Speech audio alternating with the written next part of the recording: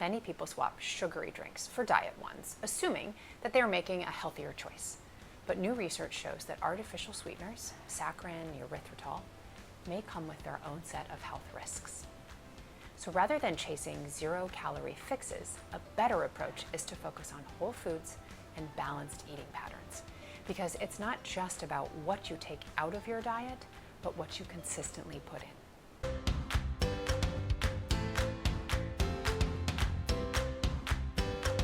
Hi, I'm Dr. Kiyah Duffey, nutrition expert, entrepreneur, speaker, and mom of 3. Today, I want to talk about 2 recent studies that are raising some serious questions about artificial sweeteners. You may have even seen these headlines. One of them, diet soda might increase diabetes risk. Or the other one I saw recently, a popular sugar substitute could raise your risk of stroke. And if you've ever reached for a diet soda or a sugar-free snack thinking that it was the healthier choice, this news might feel frustrating or even a little overwhelming or scary. So today, we're going to break it all down. First, let's talk about the diet soda and diabetes study. This study was presented at the recent annual meeting of the American Society for Nutrition and was published in the journal Current Developments in Nutrition. And it used data from the coronary artery risk development in young adults, or the CARDIA study. The CARDIA study is a 30-year prospective cohort that began back in 1985. And the researchers were interested in this question: do diet sodas and artificial sweeteners increase the risk of developing type 2 diabetes over time? So they evaluated more than 4,600 U.S. individuals, about 55% of them were women, who were an average age of 25 when the study began, back in the mid-80s. They evaluated dietary intake using 24-hour dietary recalls at 3 different points in time: the baseline measurement 7 years and 20 years later, to calculate the cumulative average intake of diet beverages and artificial sweeteners like aspartame, sucralose, and saccharin. After doing this, those participants then were grouped into quintiles, 5 different levels, based on how much of those artificial sweeteners they consumed. So what did the researchers find? People in the highest quintile of diet beverage intake had a 129% higher risk of developing diabetes compared to those individuals in the lowest quintile. And those with the highest intake of saccharin, specifically, had a 110% risk of developing diabetes. Now, this study statistically adjusted for all kinds of factors: race, education, sex, physical activity, family history of diabetes, and diet quality. And still, these increased risks persisted.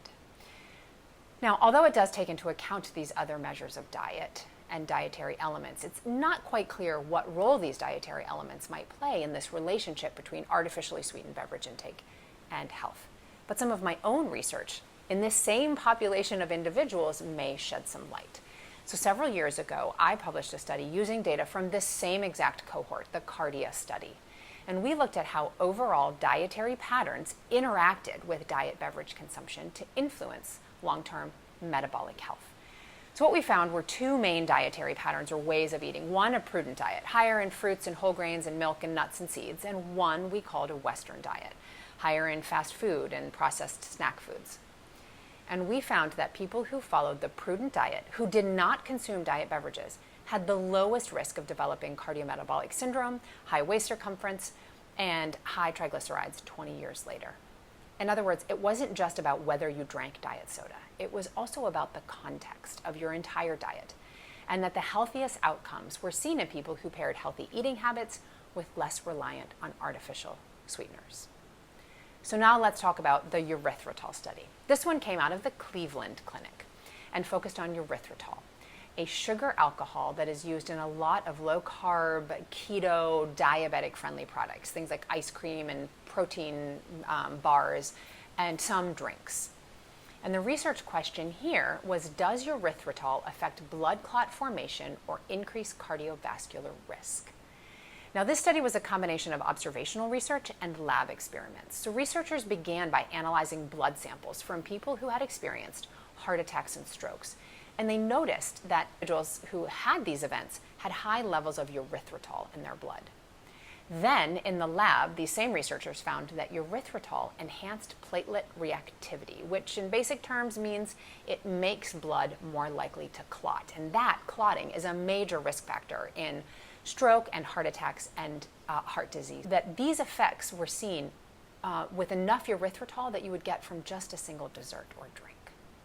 So what are we supposed to do with this? Well, first of all, I think it's important to say that no studies are perfect. No nutrition study is, and we are continually learning. But they do raise important questions about the long-term effect of eating artificially sweetened foods and beverages. And so if you are someone who is regularly consuming these or giving them to your kids, I do think it is worth paying attention to. And look, it's not just about these individual ingredients. I think there's a bigger problem here in how we are using these foods and how we've come to rely on them. Instead of using artificial sweeteners to help slowly shift our palate, we rely on them to maintain our, for all intents and purposes, addiction with sweet foods. Instead of learning to enjoy water or tea or naturally sweetened, low sweetened drinks, we mask those cravings with zero-calorie beverages that don't provide any kind of value nutritionally. And instead of eating real, satisfying food, we turn to keto-friendly snacks that are loaded with gums, fillers, emulsifiers, and sugar alcohols, but lack the fiber and protein and all the good stuff that really satisfies us.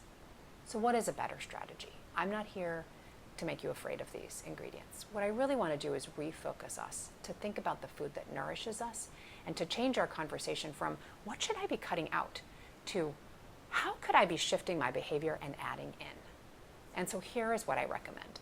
If you're trying to limit sugar intake, don't simply swap your heavily sugared beverages for artificially sweetened ones. Instead, choose beverages that have real sugar and then drink less of them.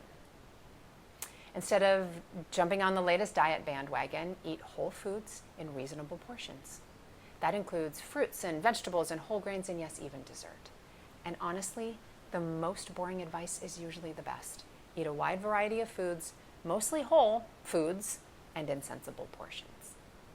Look, these ingredients that we're talking about, they are generally recognized as safe by the FDA, and I'm not here to ring alarm bells or to make you afraid of a diet soda or your favorite, keto ice cream. But when new science like this comes out, I think it's worth paying attention to, not in isolation, but in context. So here's my real question for you. If you're someone who relies heavily on artificially sweetened foods or drinks, what is that pattern of eating doing for you? What role are those foods playing? And are they actually helping you meet your health and nutrition goals? If the answer is yes, great.